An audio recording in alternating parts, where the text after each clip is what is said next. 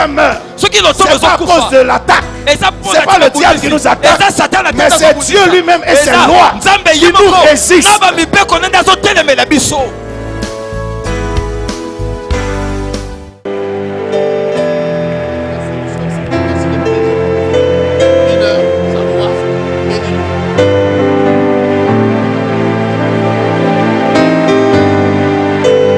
Merci. Alléluia. Amen. Nous allons prier, s'il vous plaît. Père, nous te sommes infiniment reconnaissants pour l'opportunité inégalable que nous avons d'être dans ta présence aujourd'hui. 1 heure, un instant avec toi est bien plus profitable, Seigneur, que 1000 heures ailleurs. Rends cette réunion riche par l'excellence de ta parole et par la disposition que ton esprit apporte à nos cœurs. Au nom de Jésus. Amen. Soyez bénis. Je veux rendre grâce à Dieu avant qu'on s'asseye pour ce privilège et cet honneur que j'ai de pouvoir partager avec vous ici encore. Et si j'ai ce privilège, c'est parce que quelqu'un de bien est ici. Quelqu'un de bon est dans la maison. Quelqu'un dont la vie est une bénédiction pour plusieurs. Nous sommes tous dans le ministère. Nous savons ce que peut coûter l'organisation d'une telle réunion. Mais voici quelqu'un qui ne retient pas son cœur et qui ne retient pas sa main. Pour que d'autres comme toi et moi nous soyons bénis.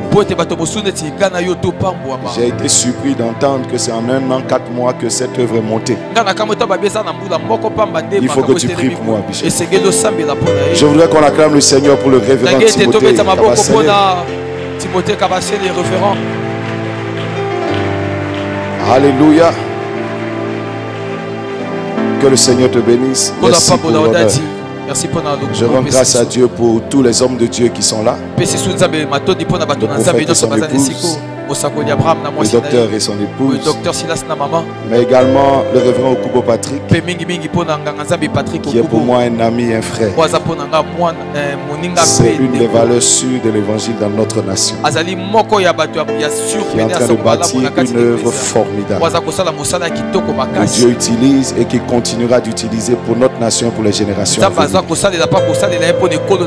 J'ai plusieurs fois prêché dans son église et je peux vous assurer qu'il a une bonne œuvre. Voici l'un des hommes sur lesquels on peut compter maintenant et pour demain, à cause de la grandeur de l'ouverture de son esprit et de son cœur. Je voudrais qu'on acclame le Seigneur pour lui et pour son message.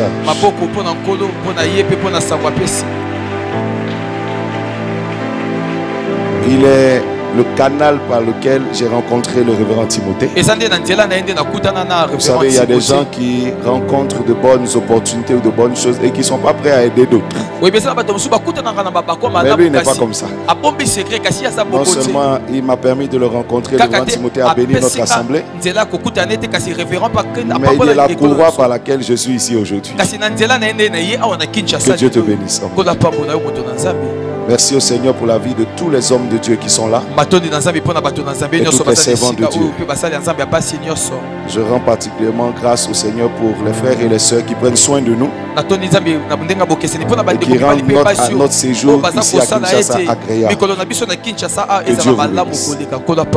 En cette matinée, après ce que l'homme de Dieu a dit et qui est très important, je voudrais partager quelque chose avec vous. Vous savez, pour enchérir ce que l'homme de Dieu a dit, Dieu a dit à Adam de cultiver le jardin. Adam n'a pas échoué sur ce terrain-là. Il lui a dit de nommer les animaux. Adam n'a pas échoué sur ce terrain. Par contre, pour troisième mission, il lui a dit de garder le jardin. Et sur ce terrain, Adam a échoué. Vous savez, garder est la chose la plus difficile. Des fois, vous vous mariez Mais vous n'arrivez pas à garder le bonheur du mariage pendant 10 ans. Vous n'arrivez pas à garder le respect pour votre conjoint pendant 10 ans. Vous n'arrivez pas à garder la flamme de l'amour pendant 10 ans. Avoir est une chose, mais garder est plus difficile. Et je bénis Dieu de ce que ce message nous rappelle cela. Il faut garder l'alliance, garder sa saveur. Ce matin, je veux parler du sérieux dans le ministère. Et je veux que tu dises à ton voisin, sois sérieux. Sois sérieux. Alléluia. Amen. Sois sérieux. Je vais vous demander de vous rasseoir. Merci. Je vais lire un texte dans les Écritures, dans le livre d'Exode, le chapitre 3. Je vais lire du verset 4 et je lirai volontairement jusqu'au verset 22. L'Éternel vit qu'il se détournait pour voir, et Dieu l'appela du milieu du buisson et dit, Moïse, Moïse. Il répondit, me voici. Dieu dit, n'approche pas d'ici, ôte tes souliers de tes pieds, car le lieu sur lequel tu te tiens est une terre sainte. Et il ajouta, je suis le Dieu de ton père, le Dieu d'Abraham, le Dieu d'Isaac et le Dieu de Jacob. Moïse se cacha le visage car il craignait de regarder Dieu. L'Éternel dit, j'ai vu la souffrance de mon peuple qui est en Égypte. J'ai vu la souffrance. Amen. Donc je ne viens pas à toi parce que ta tête me plaît. Je viens à toi parce que j'ai vu quelque chose et j'ai vu leur souffrance. Amen. Amen. Et j'ai entendu les cris que leur font pousser ces oppresseurs, car je connais ces douleurs. Voilà ce qui motive Dieu à venir vers Moïse. J'ai vu des souffrances que je veux faire arrêter. J'ai vu des douleurs que je veux faire arrêter. Je suis descendu pour le délivrer de la main des Égyptiens et pour le faire monter dans ce pays, dans un bon et vaste pays, dans un pays où coule le lait et le miel, dans les lieux qu'habitent les Cananéens, les Hittiens, les Amoréens, les Phéréziens, les Éviens et les Jébusiens. Voici, les cris d'Israël sont venus jusqu'à moi et j'ai vu l'oppression que leur font souffrir les Égyptiens. Maintenant, va. Je t'enverrai auprès de Pharaon et tu feras sortir d'Égypte mon peuple, les enfants d'Israël.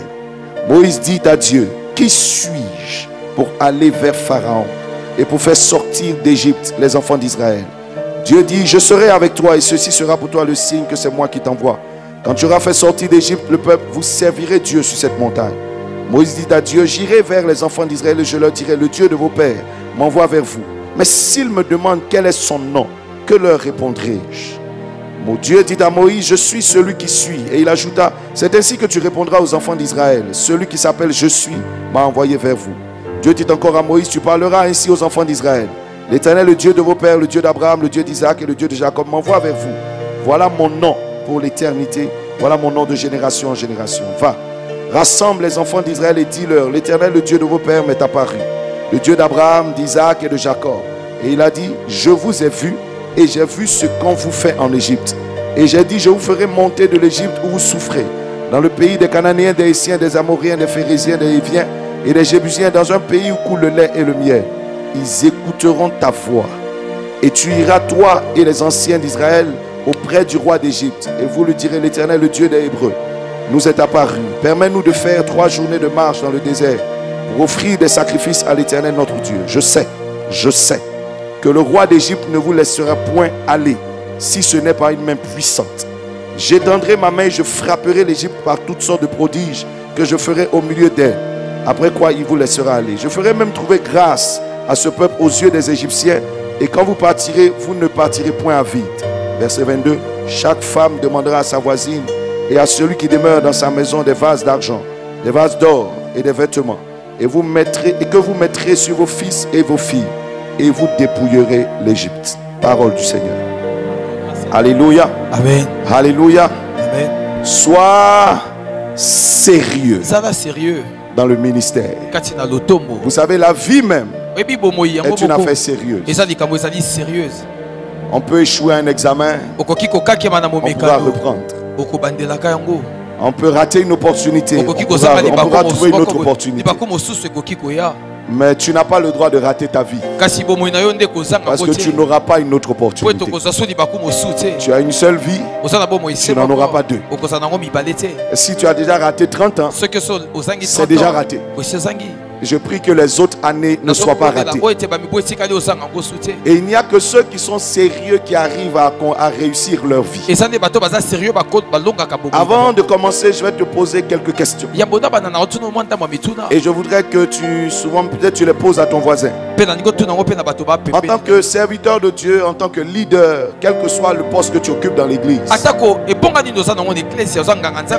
Si je te suis pendant 5 ans, si je t'écoute pendant 5 ans, que deviendrai-je en tant que pasteur? Si je marche avec toi pendant 5 ans, et si je te suis, je t'écoute, je te fréquente pendant 5 ans, que deviendrai-je? Je serai quoi? Quand je mets mon enfant à l'école, au bout de 6 ans, je sais que l'enfant a un niveau du CEP chez nous. 4 ans après, il a le BEPC. Après, il est bachelier. Je sais ce qu'il fait à l'école. J'investis dans l'école parce que je sais ce que mon enfant va devenir.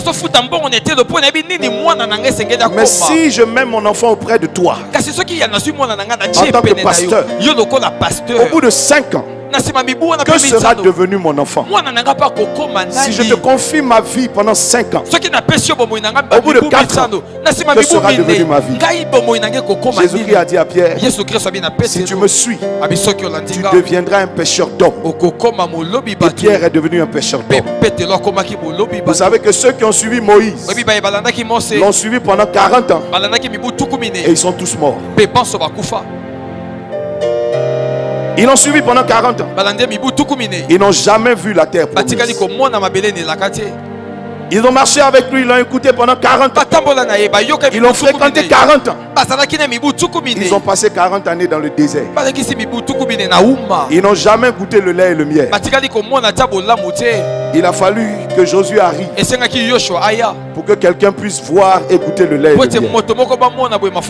Il y a des fois où vous accompagnez des gens qui vous emmèneront nulle part. Vous allez les écouter pendant 15 ans, vous ne deviendrez rien. Je vais te poser une deuxième question. Si une femme vient te dire en tant qu'homme, ou un homme en tant que femme, si je suis ton conjoint, donc si c'est un homme, si je suis ton épouse, que deviendrai-je en tant que pasteur? Toi pasteur, toi homme de Dieu, si moi je t'épouse en tant que femme, si je te donne ma fille comme épouse, si tu veux, que sera l'avenir de cette femme? J'en parle pourquoi? J'ai vu un homme de Dieu qui m'a appelé un jour et c'était une nuit. Oh papa, pardon, prête-moi 50 000 francs. Je lui ai demandé pourquoi. Mon épouse est sur le point d'enfanter. Elle était enceinte, elle est enceinte. Et aujourd'hui elle doit enfanter. Et j'ai pas d'argent. Je lui ai dit la grossesse peut surprendre, mais l'accouchement ne surprend pas. Donc je suis étonné qu'au bout de 9 mois, tu ne sois pas prêt à recevoir l'enfant que ta femme porte dans son ventre et qui est ton enfant. Cet homme manque de sérieux. Il est irresponsable. Épouser cet homme là, c'est entrer dans une aventure et tu ne sais pas ce que tu deviendras. Une troisième question. Si pasteur, je suis ton enfant, que deviendra ma vie? J'ai vu beaucoup de pasteurs expliquer leurs problèmes et ne pas trouver les moyens pour mettre leurs enfants à l'école, et souvent mettre dans de bonnes écoles. D'autres même n'ont pas eu le temps à cause du ministère, d'après eux, d'éduquer leurs enfants. Ils étaient tout le temps partis et leurs enfants ne les voyaient jamais. Et les enfants finalement sont devenus mal éduqués. J'ai vu beaucoup de pasteurs dont les enfants ne sont pas chrétiens. Les enfants ne craignent pas Dieu. Une dernière question. Pasteur, si je te donne mon argent, si je te donne ma dîme, si je te donne mon offrande, que deviendra cet argent-là? Des fois, cet argent est juste devenu des vêtements. Des fois, c'est devenu juste des voitures. Mais ce n'est pas devenu une belle œuvre comme celle que nous sommes en train de voir. J'ai vu des hommes de Dieu lancer des appels de fonds pour acheter un espace. Mais l'espace n'a jamais été acheté. Ils ont plutôt effectué des voyages. Ils se sont fait des voitures. Et l'argent que le fidèle leur a donné n'a jamais fait l'œuvre de Dieu. Demande à ton voisin, si je te donne mon argent, que deviendra cet argent? Alléluia. Amen. Ce matin, je veux nous inviter à quelques réflexions. Sois sérieux. Touche ton voisin, dis-lui, sois sérieux. Sois sérieux. Si aujourd'hui on nous persécute, des fois même on nous attaque, c'est souvent pas à cause de l'évangile. C'est à cause du manque de sérieux que nous avons souvent dans la société. C'est ce que le monde entend de nous, qui pousse le monde quelquefois à nous condamner. Parce qu'il y a beaucoup trop de choses dans le corps de Christ. Et en analysant, je me suis rendu compte des fois que c'est le manque de sérieux. L'Éternel est un Dieu sérieux. Et il nous appelle à une mission sérieuse. Il a dit à Moïse, j'ai vu la souffrance de mon peuple. J'ai pris le temps de les observer. Et je ne descends pas comme ça. Je descends parce que je connais leur douleur. J'ai préparé ce qu'il faut pour les aider. Je suis sérieux. Et j'ai eu des patriarches sérieux dont j'ai été le Dieu. Et maintenant je veux accomplir une œuvre sérieuse dans la vie de ce peuple-là. Moïse, j'ai besoin de toi. Bien-aimé, vous savez, l'Éternel est un Dieu sérieux. Et il a besoin de personnes sérieuses pour accomplir ce qu'il soit, accomplir son œuvre. Moïse s'est présenté à Dieu. Si vous vous rappelez, il avait 80 ans. Rappelez-vous qu'à 40 ans, Moïse essayait la même chose. Et quelqu'un lui a posé une question sérieuse. Moïse essayait d'aider le peuple d'Israël. Il tue un Égyptien, il le met dans le sable. Il tue un autre Égyptien, il le met dans le sable. Et il s'attend à ce que le peuple d'Israël l'acclame et le reconnaisse. Bien aimé, les enfants d'Israël avaient des souffrances plus sérieuses que ça, avaient des douleurs plus sérieuses que ça. C'est pas en tuant un ou deux Égyptiens, les mettant dans le sable, que tu vas réussir à les aider. Voilà pourquoi quelqu'un lui a demandé un jour, mais Moïse, dis-nous, qui t'a établi juge sur nous? Parce que celui qui t'a établi ne doit pas être sérieux. Nous avons affaire à Pharaon, à un système très compliqué. Et toi tu tues un, deux Égyptiens, tu les mets dans le sable. Nous avons besoin de quelqu'un de responsable. Toi tu es un peureux, tu tues des gens, tu les mets dans le sable, tu regardes à gauche, à droite, tu les caches et tu espères nous aider. Qui t'a établi juge sur nous pour que tu opères de cette manière? Et vous êtes rendu compte que Moïse n'a pas pu répondre. Il n'était pas sérieux. Il n'était pas sérieux. Des fois quand on commence à vous poser certaines questions, votre bouche se ferme. Moïse opérait. Il était dans le ministère. Et pour l'heure, ça semblait marcher. Il était fier de ce qu'il faisait. Il se sentait tellement bien. Il est même allé demander à des gens, mais pourquoi vous battez-vous? Parce qu'il se sent comme le libérateur. Mais quand on lui a posé une question sérieuse, Moïse a bégayé. Certains parmi nous, nous prêchons bien. Mais si on nous interroge sérieusement, nos bouches se fermeront. Ce matin, je veux prier que tu ne sois pas comme ce Moïse. Moïse avait besoin de 40 ans de formation encore avant de revenir dans le ministère. Certains parmi nous, ont des fois peut-être besoin d'une pause pour aller se former encore et revenir. Nos échecs des fois ne sont pas dus au peuple, ne sont pas dus au diable, mais sont dus au manque de sérieux dans notre façon de faire. Moïse aurait pu dire, mais voici ces hommes, je suis en train de les aider, ils sont inconscients, ils ne sont pas reconnaissants. Non, ils n'avaient pas besoin d'être reconnaissants, parce que rien de sérieux ne se faisait. Il m'est arrivé des fois de m'asseoir dans certaines assemblées et d'écouter un pasteur prêcher. Honnêtement, il perd le temps aux gens. Il crie beaucoup, il bouge beaucoup, mais on ne reçoit rien du tout.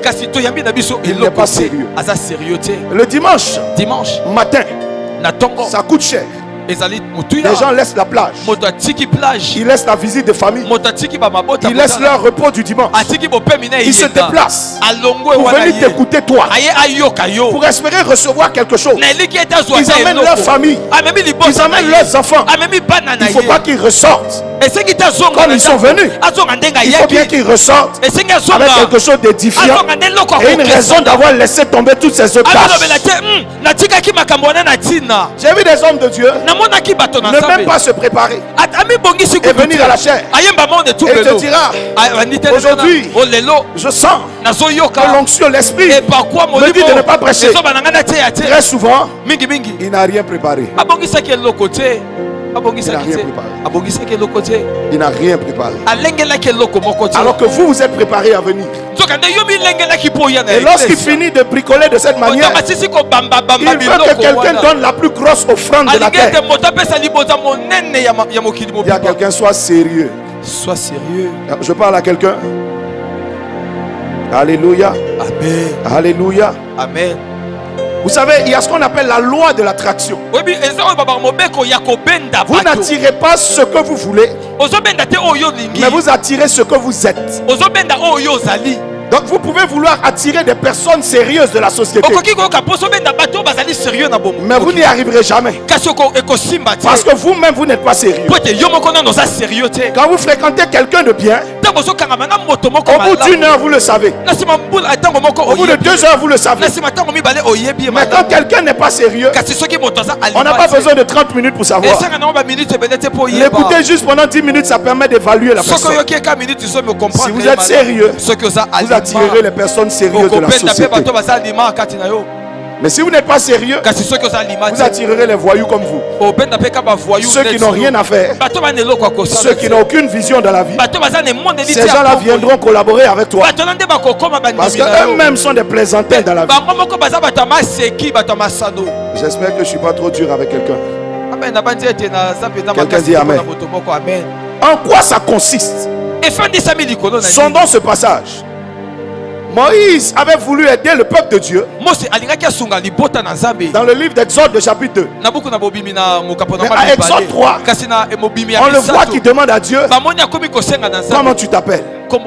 Ça veut dire qu'au début, il ne savait pas qui était son Dieu, mais il voulait servir Dieu. La seule volonté de servir Dieu ne suffit pas pour réussir le ministère. Le seul amour de l'œuvre de Dieu, ça ne suffie pas pour réussir le ministère. Il faut un équipement sérieux pour réussir. Pierre aimait Jésus-Christ, mais il a renié 3 fois. Pourtant il aimait. Nul doute, il l'aimait. Mais le seul amour ne suffisait pas. Il fallait bien plus que ça. Pierre était un homme zélé, mais il s'est enfoncé dans la mer en Matthieu 14. Il a dit à Jésus-Christ, si c'est toi, dis-moi de venir sur l'eau. Et Jésus lui a dit, viens. Quand on le voit parler, on a l'impression que c'est un homme de foi. Non, il est rempli de zèle. Mais il n'y a rien en dessous. Le zèle, la volonté ne suffisent pas pour réussir le ministère. Vous avez besoin d'autre chose. Moïse était un appelé de Dieu. Dieu l'avait vraiment appelé. Mais il a échoué dans son ministère à 40 ans. Quelqu'un aurait pu penser que Moïse n'était pas appelé de Dieu. Aussi, il était appelé depuis le ventre de sa mère. Mais l'appel ne suffit pas pour réussir le ministère. Vous pouvez être un appelé authentique de Dieu. Comme Jérémie. Mais sans bonne formation, vous échouerez. Ce n'est pas l'appel qui est le problème. Dieu t'a vraiment appelé. Mais pour réussir, il faut poser des questions sérieuses à Dieu. Moïse a dit à Dieu, il y a 40 ans, je n'étais pas très sérieux. Mais maintenant, je ne peux pas me contenter d'entendre tu es le Dieu d'Abraham, le Dieu d'Isaac, le Dieu de Jacob, et me jeter à l'aventure. Dis-moi clairement, qui es-tu? Quel est ton nom? Quelle révélation peux-tu me donner, moi, de ta personne? Beaucoup d'entre nous, on parle d'un Dieu qu'on ne connaît pas. Et ça se voit qu'on ne le connaît pas. On parle du Dieu que quelqu'un sert, que quelqu'un a servi, le Dieu d'un de nos pères. Mais nous-mêmes, nous ne l'avons pas appris à le connaître. Vous ne pouvez pas réussir avec ce que vous ne connaissez pas. Vous ne pouvez pas réussir avec les expériences de quelqu'un d'autre. C'est vos expériences qui vous garantissent le succès. Abraham a servi Dieu. Le Dieu d'Abraham est puissant. Le Dieu d'Isaac est puissant. Le Dieu de Jacob est puissant. Mais ce n'est pas avec ce Dieu-là que Moïse réussira. C'est avec le Dieu de Moïse que Moïse réussira. La preuve, c'est qu'il marchait avec le Dieu d'Abraham. Et à un moment donné, Dieu lui a dit, fais attention, pour la mission que je te confie, le nom que tu connais n'est pas suffisant. Abraham, Isaac et Jacob m'ont connu sous le nom du Tout-Puissant. Mais ils n'ont pas fait de guerre. Mais avec toi, pour l'œuvre à laquelle je t'appelle, je ne me manifesterai pas comme le Tout-Puissant, mais je serai l'Éternel des armées. Tu as besoin de connaître le Dieu que tu veux servir, de l'avoir pour Dieu toi-même. Jésus-Christ a dit en partant, je vais vers mon Père et votre Père, vers mon Dieu et votre Dieu. Donc aujourd'hui je sers Dieu, pas avec le Dieu d'Abraham, pas avec le Dieu de Jacob, pas avec le Dieu d'Élie, mais avec le Dieu de Bishop Komori. Je le connais moi-même. J'ai appris à le connaître. J'ai appris à le chercher. J'ai la révélation. Il y a une révélation personnelle de ce Dieu-là. Je parle à quelqu'un. Bien-aimé, tu ne peux pas réussir si tu ne connais pas le Dieu que tu sais. Parler de Dieu ne veut pas dire le connaître. Vous savez, mon père était un professeur à l'université. Et il a écrit des livres. Et dans les livres qu'il écrivait, il se décrivait dans sa biographie, etc. J'entendais souvent des gens qui avaient lu ses livres parler de lui. Mais moi, en tant que son fils, je savais ce qui était vrai et ce qui ne l'était pas. Est-ce que je parle à quelqu'un? Amen. J'entendais les gens parler de lui. Oh, le professeur Komoé. Et les gens disaient des choses. Mais moi, en tant que son fils, vivant avec lui sur des années, je pourrais dire sur ce point tu te trompes. Ce point-là, tu n'as pas assez accentué. Voici ce qu'il est. Je parle à quelqu'un. Amen. Parler de quelqu'un ne veut pas dire connaître la personne.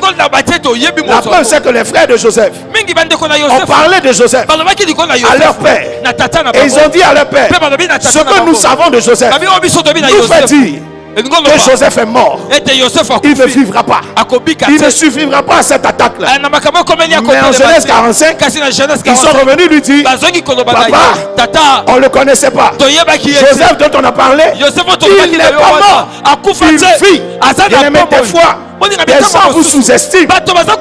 Ils pensent que vous allez tomber demain. Ils pensent que vous allez vous arrêter. Mais dans le fond, il y a quelqu'un qui vous connaît bien mieux qu'eux. Et celui-là dit que vous êtes plus que vainqueur de cette situation. Je souhaite que tu parles de Dieu, mais que tu parles du Dieu que tu as appris à connaître, qui s'est révélé à toi. Bien-aimé, vous savez, je souhaite que tu quittes le groupe des généralistes pour entrer dans le groupe des spécialistes. Être généraliste, c'est bon. Parler de Dieu en général. Mais celui qui vient à toi veut expérimenter le Dieu que tu as, le Dieu que tu connais. Quelqu'un dit Amen. Amen. Une deuxième chose qu'il faut connaître, avoir la pensée exacte de Dieu. Connaître la volonté de Dieu. Connaître sa volonté. Vous savez, Pierre a dit un jour en Matthieu 16, tu es le Christ, fils de Dieu. Révélation personnelle. Mais tout de suite après, quand on est allé sur le terrain de la volonté de Dieu, le terrain de la pensée de ce Dieu, Pierre ne savait rien. Il connaît il a un bon nom. Tu es le Christ, fils de Dieu. Jésus lui dit maintenant, je vais mourir. Et Pierre dit non, à Dieu ne plaise. Non, non, non, non, non. Tu ne mourras pas. J'ai une révélation précise de toi. Et Jésus lui a dit plus tard, Pierre, tes pensées ne sont pas les pensées de Dieu. Des fois, vous avez une bonne révélation de Dieu, mais vous n'avez pas la connaissance de sa volonté, la connaissance de sa pensée. Tout à l'heure, l'homme de Dieu prêchait. Oui, j'ai l'onction. Oui, je suis puissant. Je suis capable de maudire. Mais est-ce que la pensée de Dieu est que je maudisse? C'est pas tout ce qu'on peut faire. On a le droit de faire. C'est pas tout ce qu'on peut accomplir qu'on a le droit d'accomplir. C'est pas parce qu'on a la puissance pour maudire qu'on a le droit de maudire. La Bible dit la mort et la vie sont au pouvoir de ta langue. Mais Dieu t'a dit de communiquer la vie et non la mort. Jésus-Christ était capable de tuer, mais il n'a pas tué, il a dit pardon. Et il a fait vivre ceux qui avaient péché. Pourtant, il était capable de tuer. Il a dit à Pierre, est-ce que tu crois que je ne pourrais pas faire descendre 12 légions d'anges tout de suite? Il pouvait le faire, mais il ne l'a pas fait. C'est pas tout ce que tu peux faire, tu as le droit de faire. Ève pouvait manger le fruit de la connaissance sur le terrain de la capacité. Elle était capable, mais elle n'avait pas le droit de manger ce fruit. Connaître la pensée de Dieu, sa volonté. Dans une telle situation, que pense Dieu? Qu'est-ce qu'il souhaite? Quelle est sa volonté? Beaucoup d'entre nous, on s'est éloigné de la pensée de Dieu. Et des fois, notre onction nous sert à tout, sauf à accomplir la volonté de Dieu. La grâce que nous avons nous sert à tout, mais sauf à accomplir la pensée de Dieu. Je prie que Dieu t'aide. Oh, je déclare, tu n'échoueras pas dans ta génération. Tu ne te tromperas pas dans ta génération. Au nom de Jésus de Nazareth. La troisième chose, connaître bien les principes de Dieu. Quelqu'un dirait les lois. Quelqu'un dirait sa parole. Voyez que Moïse, quand il rencontre Dieu, il s'apprête à entrer dans la présence de Dieu, et Dieu l'arrête. Dieu dit non, non, non, arrête-toi. Tu ne connais pas mes règles. Enlève d'abord les souliers qui sont sur tes pieds avant de t'approcher d'ici. Car ce lieu où tu es une terre sainte. Dieu commence à l'éduquer. Dieu commence à lui montrer ses règles. Des fois, vous savez, nous pouvons avoir l'onction, mais le niveau que tu atteindras dépend de la manière dont tu es réglé. Beaucoup d'entre nous n'avons pas de règles. Pas de règles dans le temps. Pas de règles dans le comportement. Pas de règles dans le langage. Et même pas de règles dans les sentiments que tu peux avoir dans ton cœur. Dieu t'a appelé. Tu as besoin d'avoir un cœur réglé. Réglé pour accomplir sa volonté. L'homme de Dieu parle très souvent de l'honneur qu'on donne au Père. Et si Géasi est devenu lépreux, c'est parce qu'il n'a aucune règle. Il fonctionne avec ses ambitions, mais pas de règle. Il y a des fois des choses qu'on prend, des offrandes qu'on reçoit. Et selon les règles, il y a des offrandes qu'on ne reçoit pas. C'est pas tout ce qui est don qu'on reçoit. Il y a des dons qui tuent. Et il y a des dons qui font avancer. Hier, l'apôtre nous en parlait. Le Dadi nous en parlait. Beaucoup sont morts et ont fait naufrage parce qu'ils n'ont pas de règles. David, quand il a vu Goliath, il a tué tout de suite. Mais quand il a vu Saül, un roi rejeté par Dieu, un roi qui avait perdu la route, quelqu'un qui était sous malédiction, alors que David portait l'onction royale, donc c'est lui le futur candidat. Mais quand David l'a vu, toute son armée, ses généraux lui disaient: voici le jour où l'Éternel livre ton adversaire entre tes mains. Tuer Saül voulait dire devenir roi. L'ambition était grande, l'enjeu était grand. Mais David est un homme réglé. Il a dit à tous ceux qui l'accompagnaient: ce que vous dites est bien, mais il y a une loi qui m'empêche de tuer Saül. Tu ne porteras pas la main sur loin de l'Éternel. Et il a sauté Saül. Cam a été le premier à avoir l'opportunité de la bénédiction. Cam, Cham dans la Bible. C'est lui qui est tombé sur Noé. C'était l'opportunité de la bénédiction. Mais il est ressorti de là avec la malédiction.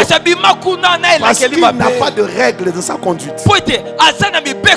Il ne sait pas de quoi on se moque et de quoi on ne se moque pas. Il ne sait pas de qui on parle et de qui on ne parle pas. Il ne sait pas ce qu'on touche et ce qu'on ne touche pas. Il ne sait pas. Des fois même dans votre argent, vous n'avez pas de règles. C'est pas tout ce que tu as que tu dois manger. Il y a ce qui appartient à Dieu, ce qui appartient à ta famille, ce qui appartient à ta maison, ce qui appartient à tes enfants, ce qui appartient à ton avenir, ce qui appartient à tes projets et ce qui t'appartient à toi. Mais des fois, ce qui appartenait à ton futur, tu l'as consommé dans ton présent. Tu l'as déjà consommé toi. Mais Dieu t'a donné tout ça ensemble. Joseph a dit en Égypte: Dieu nous donnera de la nourriture pendant 7 ans. Mais faites attention, ce sera de la nourriture pour 14 ans. Mais ça nous sera donné pendant 7 ans. Des fois Dieu peut te donner de la provision pendant 1 mois. Mais cette provision est là pour 2 ans. Amen. Donc ton futur peut se retrouver dans ce que Dieu t'a donné. Demande à ton voisin: pasteur, la dernière fois où tu as payé ta dîme, c'était quand?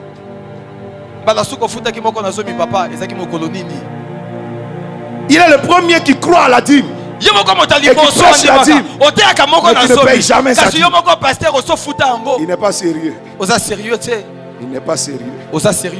Il n'est pas Abraham n'est pas devenu le père de la foi en recevant des offrandes. Il est devenu le père de la foi en sacrifiant lui-même. Les hommes de foi ne sont pas ceux qui savent recevoir, c'est ceux qui savent donner, ceux qui savent sacrifier. Quels sont les principes? Regardez que ce Moïse là a failli mourir lui-même parce que Dieu a trouvé l'incirconcision dans sa maison. C'est le leader. Il veut parler au peuple d'Israël. Mais même les alliances les plus élémentaires d'Israël, il ne les pratique pas dans sa maison.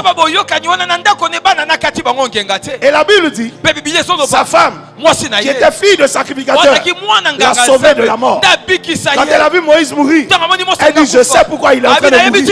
C'est parce qu'il y a une règle que nous n'avons pas pratiquée. Elle est allée faire la circoncision de l'enfant et la main de Dieu s'est levée de Moïse. Beaucoup d'entre nous, des fois, si nos ministères meurent, c'est pas à cause de l'attaque, C'est pas le diable qui nous attaque, mais c'est Dieu lui-même et ses lois qui nous résistent, qui s'opposent à nous. Quels sont tes principes? Beaucoup d'hommes de Dieu n'ont même pas de principe dans le choix de leurs amis. Tu vas prêcher partout et tout le monde prêche chez toi. Tu fréquentes tout le monde et tout le monde te fréquente. Fais attention. Même Dieu, pour t'aimer, il a pris ses précautions. Jésus-Christ dit, si vous gardez ma parole, alors mon Père vous aimera. Et nous viendrons. Et nous ferons de vous notre demeure. Mais si tu ne gardes pas ma parole, ne t'attends pas à mon Père. Quels sont tes principes avec lesquels tu évolues? Ce sont ces principes que tu enseigneras. Et les gens te regarderont vivre. Ils ne t'écouteront pas parler. On fait ce que tu fais.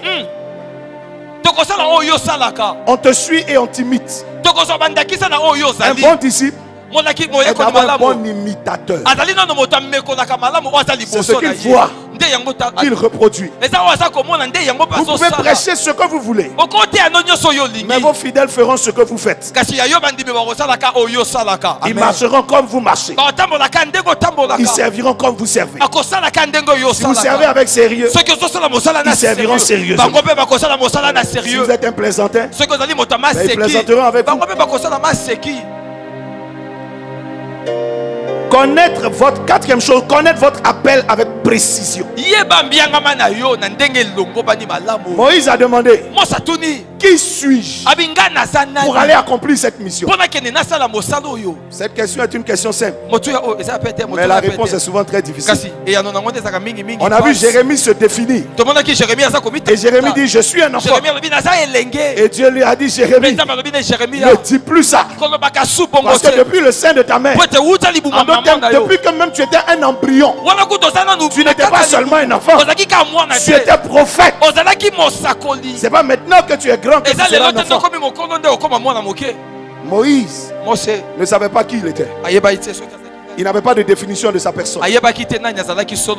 Quand vous lisez les Écritures, il y a eu un homme du nom de Jacob. Et un ange a dû le rebaptiser.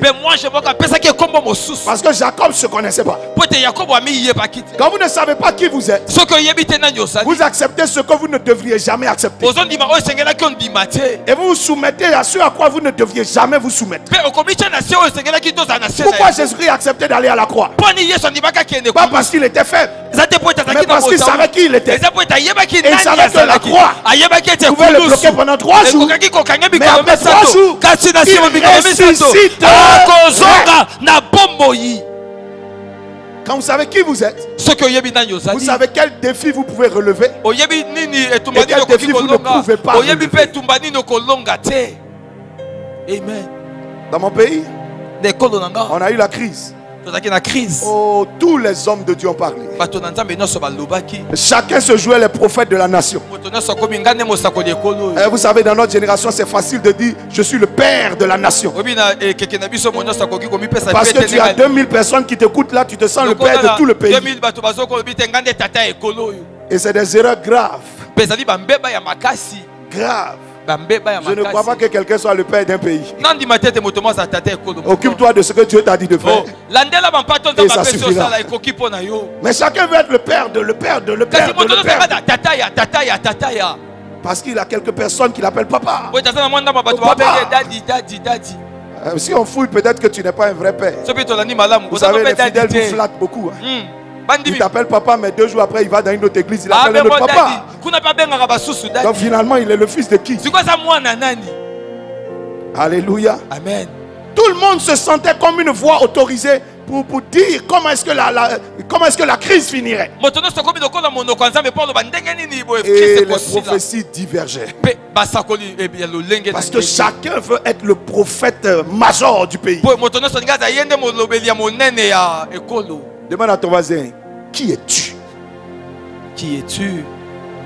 Qui es-tu? Vous savez pourquoi Judas a vendu Jésus-Christ? Il ne savait pas qu'il était celui dont les prophéties parlaient.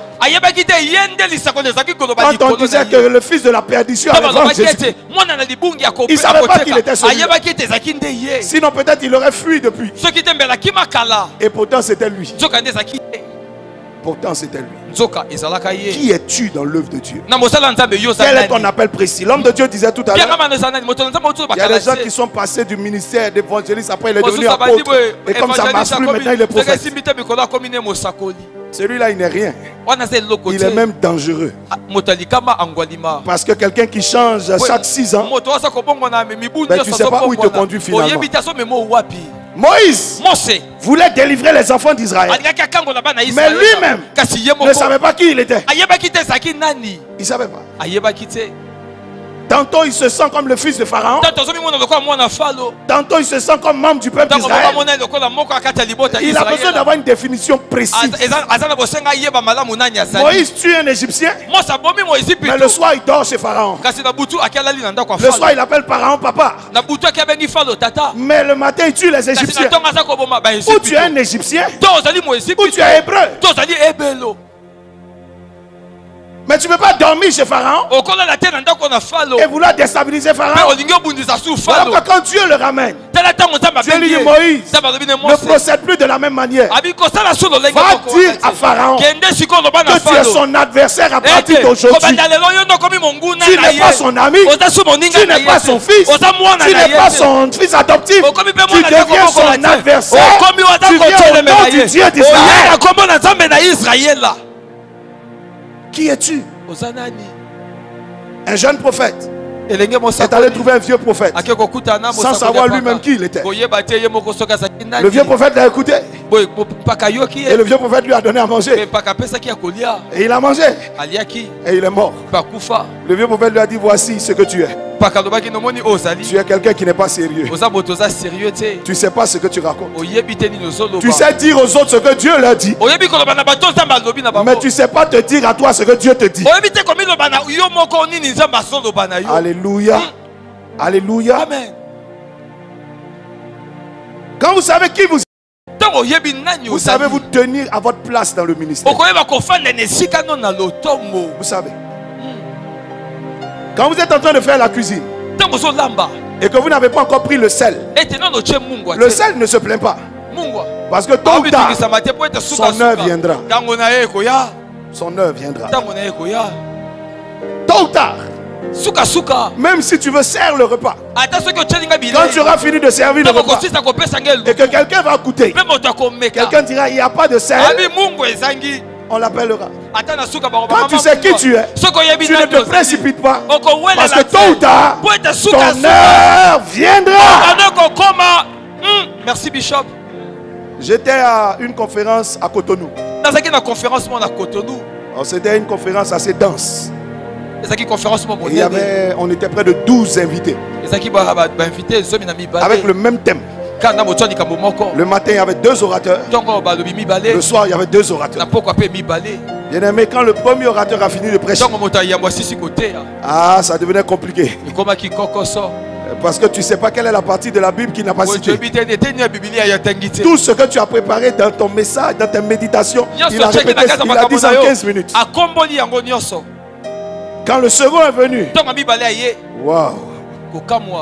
Le troisième, le lendemain matin, il y avait un orateur d'un certain pays que j'étais, qui est venu dire, on vient de m'appeler, j'ai quelque chose d'urgent, il faut que je parte.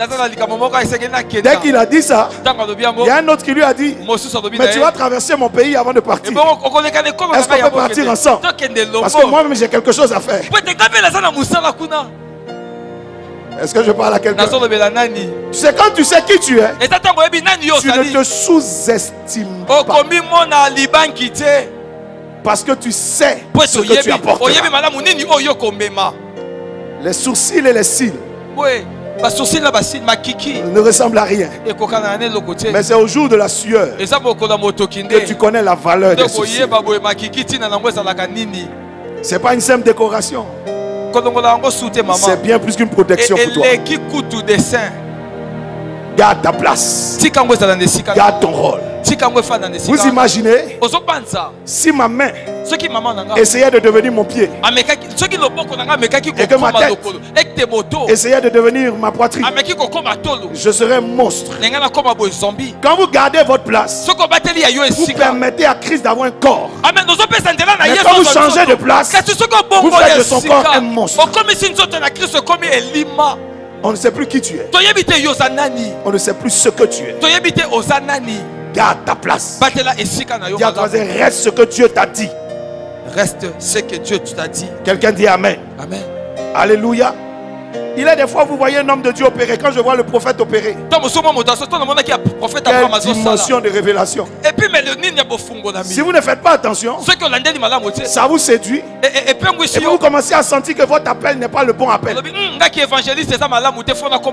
Et vous voulez commencer à faire comme lui. Et si moi je commence à faire ça, je sais qu'il y a des médecins que je vais transformer en avocats ici. Alléluia. Amen. Ce que Dieu t'a pas donné, il t'a pas donné. Et ce que Dieu t'a donné, il n'a pas donné à quelqu'un d'autre. Tu es particulier dans ton ministère. Un jour, David devait tuer Goliath. Il est arrivé devant Saül. Et Saül lui a dit, je comprends pourquoi on se moque de toi. Je comprends pourquoi on te combat. C'est parce que tu n'as pas l'armure. Tu n'as pas l'armure des guerriers. Allez, tiens mon armure royale. Et ça fermera la bouche de tous ceux qui se moquent de toi. Et David a pris l'armure du roi. Et il a commencé à marcher. Il a analysé son appel. Il a analysé les dons qu'il avait. Il s'est rendu compte que ça ne peut pas fonctionner avec cette armure. Et il a dit au roi, ça c'est un piège. Si je prends cette armure, tout le monde va m'apprécier, mais je vais mourir tôt. Parce qu'il va falloir que je me rapproche de Saül. Alors que moi j'ai une technique qui peut tuer Goliath de loin. Donc laisse-moi avec mes armes habituelles et je verrai ce que ça va donner. Et David dit, il a pris ses armes habituelles. Effectivement, sur le champ de bataille, Goliath l'a méprisé. Et lui a dit, mais tu viens d'où toi? Tu as l'impression qu'on est où? Il dit, mon ami, tu sauras tout à l'heure où est-ce qu'on se trouve. Car je suis sûr que tu parles beaucoup à cause de ton épée, à cause de ton javelot. Mais laisse-moi te dire que moi je viens avec des armes que tu ne connais pas. Avec ce petit caillou, je vais te démonter au nom de l'Éternel. Et je couperai ta tête. Et la Bible dit, avec ce que Dieu lui a donné, il a terrassé Goliath au premier coup. Et tu as quelque chose en toi qui est bien plus efficace que ce que tu vois à côté de toi. Garde le dépôt que Dieu t'a donné. Garde ton appel, garde ta ligne. Et tu verras l'efficacité que tu auras dans le ministère. Ne troque pas ce que tu as. N'échange pas ce que tu as contre ce que tu n'as pas. Vous savez que les frères de Joseph ont vendu Joseph pour prendre sa place. Mais bien qu'il l'ait vendu, aucun d'eux n'a réussi à rêver un seul jour. Il y a un bishop dans la Aucun salle. d'eux n'a réussi à rêver un seul jour. Aucun d'eux. À mon côté. Aucun d'eux. À mon côté. Vous pouvez chasser quelqu'un, mais vous ne pouvez pas le remplacer. Parce que ce que Dieu lui a donné, il ne te le donnera pas à toi. Quelqu'un dit Amen. Amen. Jésus-Christ ne baptisait personne d'autre, mais il faisait plus de baptisés que Jean-Baptiste, en restant ce que Dieu avait dit de lui. Tous mes respects, papa. Par respect, bon avis, acclamons le Seigneur pour le Jean-Baptiste Maboko Makasi. Alléluia. Amen. Alléluia. Amen. Qui es-tu? Connais ton appel. Regardez Abraham. Abraham a commencé son appel. Et par ses paroles, il a convaincu sa femme et il a convaincu l'autre. Mais Abraham ne savait pas qui il était. Tantôt, il parle de Dieu va faire un miracle. Tantôt, il accepte la coutume. Il y avait quelque chose qui n'allait pas. Où il est fait, où il est un homme de Dieu, où il est un homme de la coutume. Jacob, je suis sûr que quand il a rencontré Rachel, sa femme, il a dû lui dire, je suis descendant d'Abraham. Est-ce que tu connais Abraham? Abraham est celui dont la femme a accouché à 90 ans. Je suis descendant d'Isaac. Est-ce que tu connais mon père Isaac? Je suis de la lignée de ceux qui font accoucher les femmes stériles. Alors Rachel lui a dit, mais ça tombe bien. Moi je suis stérile. Donne-moi des enfants. Le monsieur dit, est-ce que je suis à la place de Dieu qui t'a rendu stérile? Ou bien tu es de cette espèce ou tu ne l'es pas? Alors Rachel lui a dit, comme je comprends que tu es un homme ordinaire, dans ce cas faisons les choses ordinaires. Prends ma servante et on aura des enfants. Quand vous ne savez pas qui vous êtes, le diable vous malmène. Et vous essayez de devenir ce que vous n'êtes pas. Malheureusement, vous ne pourrez jamais devenir ce que Dieu n'a pas fait de vous. Quelqu'un dit Amen. Comprendre, cinquième point, comprendre bien l'œuvre de Dieu. Comprendre bien l'œuvre de Dieu. Regardez Moïse, quand il appelle son peuple face à la mer, il a dit une phrase. Quand tout le monde se met à crier, il dit gardez le silence et regardez la délivrance que l'Éternel va apporter. Cette phrase transforme le peuple en des spectateurs de ce qui va se passer. Gardez le silence et regardez. Voici Dieu accomplira une délivrance. Mais quand Dieu vient tout de suite après, il lui dit Moïse, parle à ce peuple et ne leur dis pas ce que tu leur as dit. Dis à ce peuple qu'il marche, qui ne s'arrête pas pour regarder. Toi Moïse, ne regarde pas non plus. Va étendre ta main, ta verge sur la mer. Et moi Dieu, je fendrai la mer. En d'autres termes, il n'y avait aucun spectateur dans ce miracle. Mais le message de Moïse rendait les gens spectateurs de ce qui allait se faire. Vous savez, Jésus-Christ est mort, mais vous n'êtes pas un spectateur de l'œuvre de votre salut. Si vous ne croyez pas vous-même et que vous n'accomplissez pas les œuvres de la foi, vous ne pourrez pas avoir la vie éternelle. Connaître l'œuvre de Dieu. Comment ton Dieu opère-t-il? Comment ton Dieu travaille? Avoir une vision précise. J'ai demandé une fois à un homme de Dieu qui est venu me dire Papa, je veux réussir dans le ministère. Je lui ai dit sans problème. Dieu t'a appelé? Tu as une vision? Il dit oui. J'ai dit écris-moi ta vision en 10 grands points sur une feuille et que je vois. Il ne sait pas trop. Il ne sait pas trop. Vous savez, une chose que vous ne connaissez pas de façon précise, vous ne pourrez pas la réaliser. Beaucoup d'entre nous, on a une vision très floue. Comme cet homme que Jésus-Christ a guéri dans la vie et qui voyait les gens comme des arbres. Vous avez besoin d'une autre touche du Saint-Esprit pour avoir une vision claire et précise. Abraham a pris son peuple. Il dit venez. Dieu m'a dit va-t'en de ton pays, de ta patrie, de la maison de ton père. Des choses très précises. Ton pays, ta patrie, la maison de ton père, et va dans le pays que je te montrerai. Quelque chose de très vague. Quel pays? Celui que Dieu me montrera. Où on va? Là où Dieu me montrera. Il ne sait pas. La Bible dit, en le suivant un jour, ils se sont retrouvés dans un autre pays au temps de la sécheresse. Et là-bas, il dit sa femme et sa soeur. Au retour de ce territoire, l'autre lui a dit si ta femme commence à être ta soeur et moi qui suis ton neveu, demain vous allez me jeter comme le sacrifice. Je préfère aller à Sodome et Gomorrhe, que je vois de façon précise, que de te suivre, je ne sais pas où tu vas. Même Sarah n'a pas pu suivre Abraham parce qu'il n'était pas précis dans ce qu'il disait. Il avait une vision floue des choses. C'est quand Lot quitte Abraham que Dieu vient vers lui. Et Dieu lui dit, Abraham, lève tes yeux, regarde bien le nord, le sud, l'est, l'ouest, parcours le pays. Ça veut dire que c'est maintenant qu'il découvre réellement et avec précision sa vision. Vous ne pouvez pas garder des gens longtemps si vous ne savez pas où vous allez. Quand je vais à l'aéroport, il y a beaucoup d'avions, mais j'en prends un seul parce que je sais où je vais. Je ne prendrai pas celui qui va aux États-Unis quand je sais que je vais au Congo. Même si les États-Unis me plaisent, je ne monterai pas dans cet avion.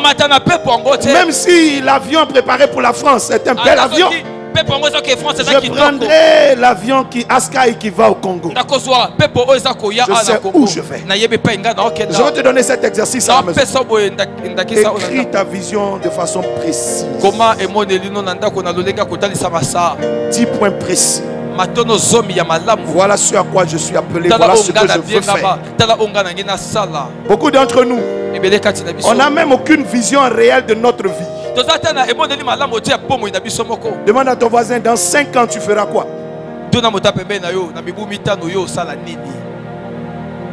Des fois des gens ont juste dans leur programme, dans leur agenda, ils ont juste le prochain programme qu'ils vont organiser. Non, homme de Dieu, là je me prépare là. En octobre, le 12 octobre, j'ai un grand programme. Et après ça, on verra.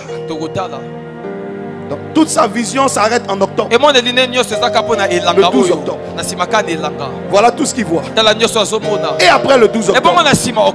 Et l'année prochaine. Demande à quelqu'un, dans 5 ans, où sera ton ministère? Dans 5 ans. De façon précise, il faut savoir ce que tu fais et où tu vas. C'est quand tu sais où tu vas que tu sais avec qui aller, avec qui partir. Tu sais reconnaître celui qui sera un bon coéquipier et celui qui ne sera pas un bon coéquipier. Moïse ne savait pas vraiment où il partait. Il connaissait le désert pour avoir fréquenté longtemps le désert, mais il ne maîtrisait pas Canaan. Et voilà pourquoi sur le chemin de Canaan, ils ont beaucoup échoué. La preuve, c'est à la fin de sa vie que lui-même il dit à Dieu, permets-moi de voir Canaan. C'est maintenant qu'il voit la terre où il conduisait les gens. Vous ne pouvez pas réussir si vous ne savez pas où vous allez. Si vous ne savez pas où vous partez. Quand tu sais où tu vas, tu sais comment te préparer. Quand je sors de ma maison et que je sais que je vais dans le quartier, très souvent je ne contrôle même pas l'huile et l'eau de ma voiture. Je ne fais pas d'équilibrage des roues. Mais quand je sais que je voyage, j'envoie la voiture chez le mécanicien à la visite, vérifier tout. Je prends un pneu secours, je mets de l'huile en réserve parce que je sais où je vais. Quand vous savez où vous allez, vous savez comment vous préparer pour y arriver un jour. Beaucoup d'entre nous, qu'est-ce qui nous provoque les frustrations comme l'homme de Dieu a dit? C'est qu'on est venu, on s'est jeté dans le ministère, on n'a pas bien étudié le ministère. Et donc quand les premières frustrations arrivent, ça nous étonne. Mais c'est écrit que tu auras ce genre de choses. C'est écrit.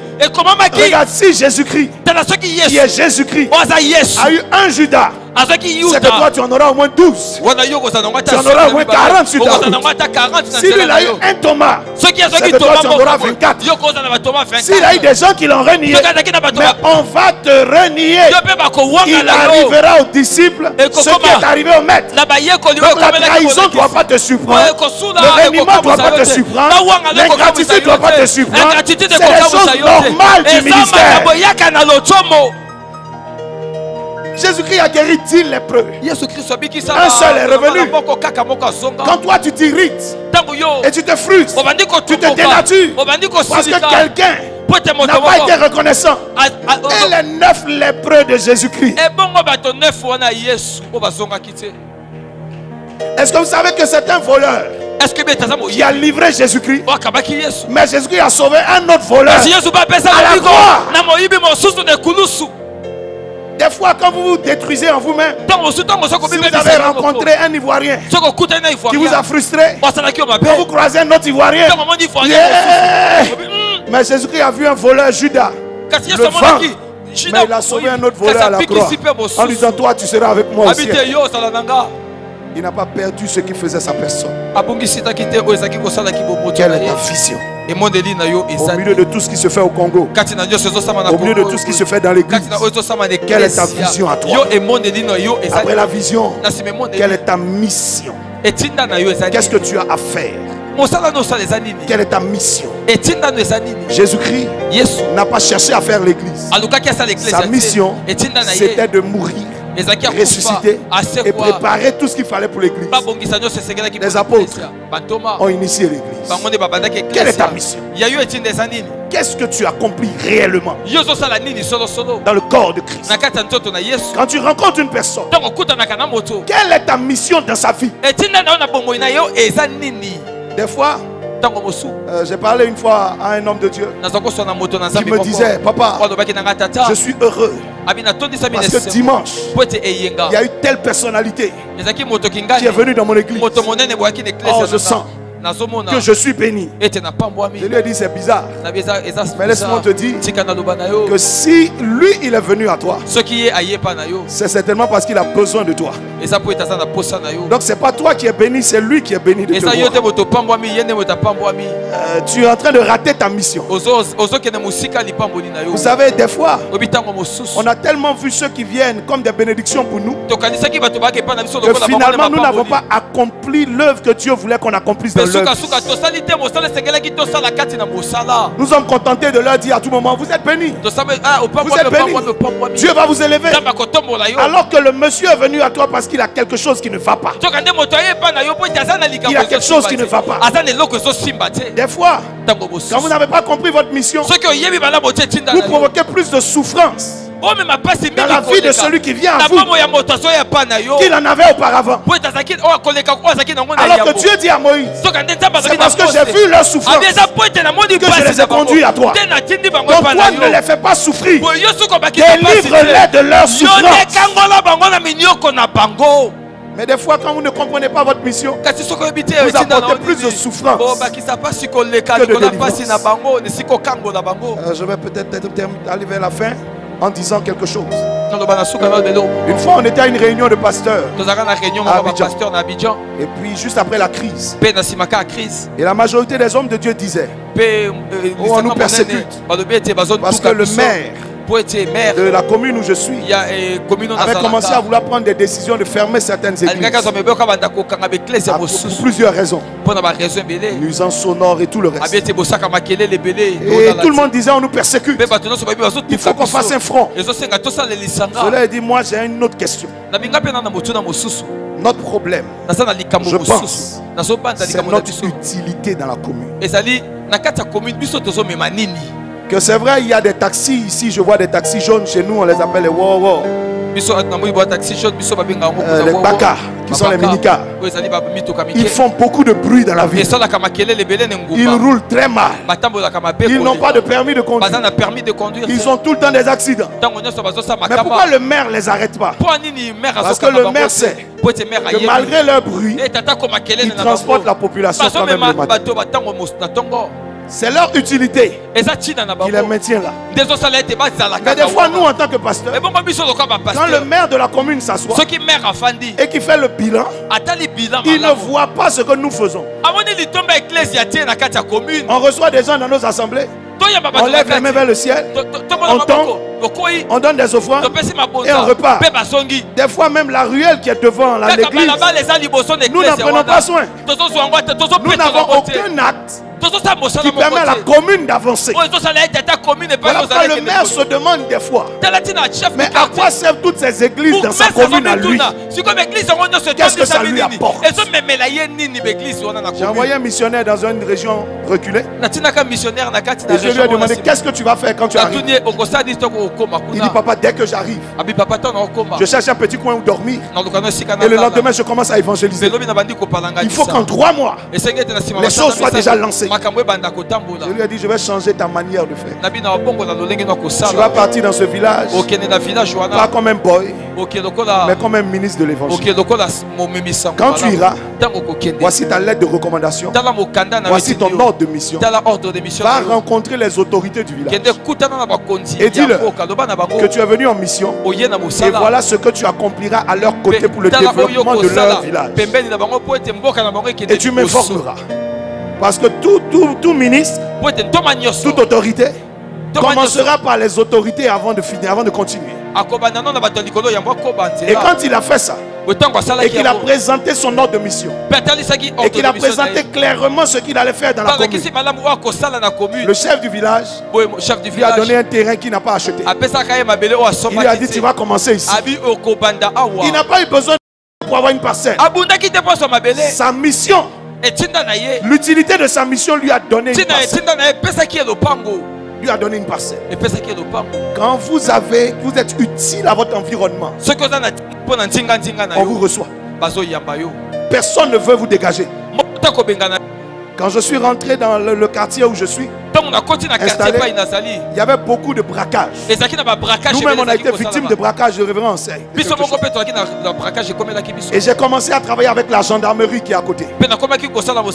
Et nous avons commencé à faire la liste des braquages qu'il y avait par semaine. Et on faisait un rapport toutes les semaines à la gendarmerie. Et on interpellait le commandant de la gendarmerie, on lui disait de nous envoyer des gens pour surveiller le quartier parce qu'il y avait trop de braquages dans le quartier. Au bout d'un mois de rapport, ils ont installé des gendarmes dans le parages. Nous-mêmes, ça nous a évité les braquages. Et ça a permis à tout le quartier d'être en sécurité. Aujourd'hui, tous ceux qui sont autour du quartier, autour de l'église, mais ne jugent que par nous. Quelle est ton utilité? Quand tu seras devenu pasteur dans ta famille, que deviendra ta famille? Qu'est-ce que tu apporteras à ta famille? Qu'est-ce que tu apporteras à ta maison? Qu'est-ce que tu apporteras à ta génération? Ton utilité définira ton succès. On bénit celui qui est utile. On soutient celui qui est utile. On accompagne celui qui est utile. Mais on rejette celui qui est inutile. Je vais terminer en disant qu'il faut savoir trouver les ressources de ta mission. Tu ne peux pas aller loin si tu ne sais pas comment trouver des ressources pour la mission à laquelle Dieu t'a appelé. Voyez Moïse poussait les gens à murmurer. Pourquoi? Il les laisse avoir faim, avoir soif, avant de commencer à réfléchir et se demander comment ils vont manger. Il y a un président dans mon pays qui a dit un homme faim n'est pas libre. Un homme qui a faim n'est pas libre. Il est avec des gens au désert et il ne prévoit pas qu'ils auront faim. Il ne prévoit pas qu'ils auront soif. Il n'anticipe pas. Il les laisse d'abord être affamés. Et quand ils sont sur le point de mourir, ils se mettent à murmurer. Et Moïse les frappe de mort. Bien-aimé, si tu as une mission, tu as besoin d'apprendre à savoir comment trouver les ressources de ta mission. Il y a des mécaniciens qui sont pauvres. Il y a des mécaniciens riches. Il y a des charbonniers pauvres. Et des charbonniers riches. Il y a des commerçants pauvres. Il y a des commerçants riches. Tu ne réussiras jamais ce que tu n'as pas appris à faire. Il y a des hommes qui parlent. Ils mettent leur voix quelque part. Et on leur donne des millions dans l'année à cause de leur voix qui a servi à une publicité. Et puis toi tu bavardes depuis des années, mais tu n'as pas grand chose. Tout le monde a des yeux. Mais tout le monde ne sait pas regarder. Tout le monde a des oreilles. Mais tout le monde ne sait pas écouter. Tout le monde a une tête. Mais tout le monde ne sait pas réfléchir. Tout le monde a un cœur. Mais tout le monde ne sait pas aimer. Tu as besoin de maîtriser ce que tu t'en vas faire. En disant à quelqu'un, vis longtemps. Tu as besoin de vivre pour achever ta mission. Ne meurs pas tôt. Mais pour cela, sois sérieux dans ta manière de te nourrir. Sois sérieux dans ta manière de te tenir. Fais un peu de sport. Ça t'aidera à éviter beaucoup de sujets de prière. Mange sainement. Ça te permettra de vivre longtemps. Garde ta joie de vivre. La joie de faire le ministère. Ça t'évitera beaucoup de problèmes de tension. Que le Seigneur vous bénisse.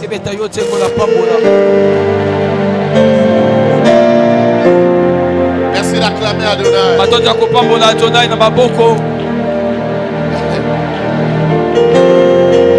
Mets-ta bien, mets-ta bien. Mets-ta bien. Amen. Amen. Amen. Oh, amen. Amen. Oh, amen. Amen.